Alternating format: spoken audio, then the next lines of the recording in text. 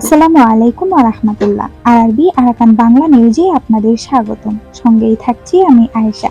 আজ ২৭শে August ২০২৪। Malaysia দুর্নীতির অভিযোগে রোহিঙ্গা নারীসহ ৬ অভিবাসন কর্মকর্তা গ্রেফতার।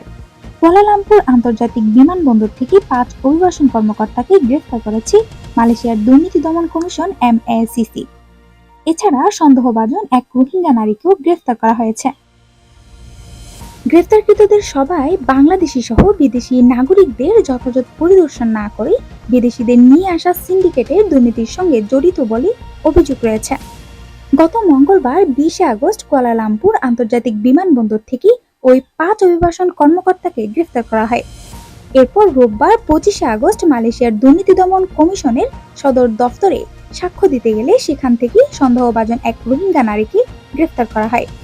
সোমবার ২৬শে আগস্ট পুত্রজায়া ম্যাজিস্ট্রেট আদালতে মালয়েশিয়ার দুর্নীতি দমন কমিশনের আবেদনের পরিপ্রেক্ষিতে ম্যাজিস্ট্রেট ইরজা জুলেখা রোহান উদ্দিন ৫০ ওই রোহিঙ্গা নারীর ৫ দিনের রিমান্ড মঞ্জুর করেন।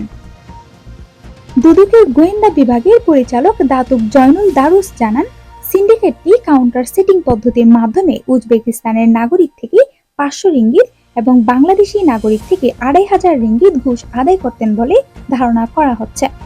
MACC আইন ২০০৯ এর ধারা ১৬(a)(b) এর অধীনে তদন্তের জন্য তাদের গ্রেফতারের বিষয়টি নিশ্চিত করেছেন জয়নুল দারুস।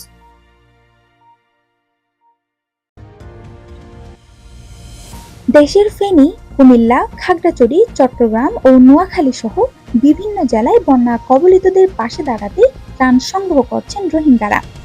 উখিয়ার, পুতুপালং, ফালংখালী, বালুখালী সহ বিভিন্ন ক্যাম্প থেকে রোহিঙ্গা মাজিদের নেতৃত্বে নগদ টাকা ও চাল সংগ্রহ করে জমানোর পর ক্যাম্প সংশ্লিষ্ট প্রশাসনের কাছে তুলে দেওয়া হবে বলে জানিয়েছেন ত্রাণ সংগ্রহে কাজ করা রোহিঙ্গা যুবক উসমা ইব্রাহিম।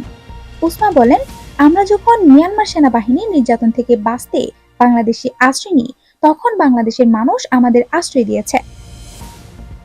এখন বাংলাদেশের বিভিন্ন স্থানে বন্যা দেখা দিয়েছে, মানুষ বিপদে পড়েছে, তাই আমাদের ভাইদের জন্য আমরা সহযোগিতার হাত বাড়িয়ে দিচ্ছি।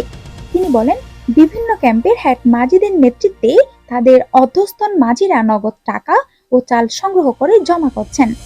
মুরব্বীদের মাধ্যমে সরকারের সংশ্লিষ্টদের কাছে এসব ত্রাণ ও নগদ টাকা তুলে দেওয়া হবে। বিভিন্ন মাদ্রাসার মুহতামিম সহ সাধারণ রোহিঙ্গাদের যৌথ উদ্যোগে এসব ত্রাণ সংগ্রহ করা হচ্ছে। ঘরে ঘরে গিয়ে ত্রাণ সংগ্রহ করছেন তারা। সাধারণ রোহিঙ্গারা কেউ টাকা, কেউ চাল দিয়ে সহযোগিতা করে যাচ্ছেন। মারকাজুল মাআরিফ মাদ্রাসার পরিচালক মাওলানা ইলিয়াস বলেন, আমরা ২০১৭ সালের কথা ভুলতে পারি না। এর আগেও রোহিঙ্গারা যখন নির্যাতনের শিকার হয়েছেন, তখন বাংলাদেশের মানুষ আমাদের পাশে দাঁড়িয়েছেন।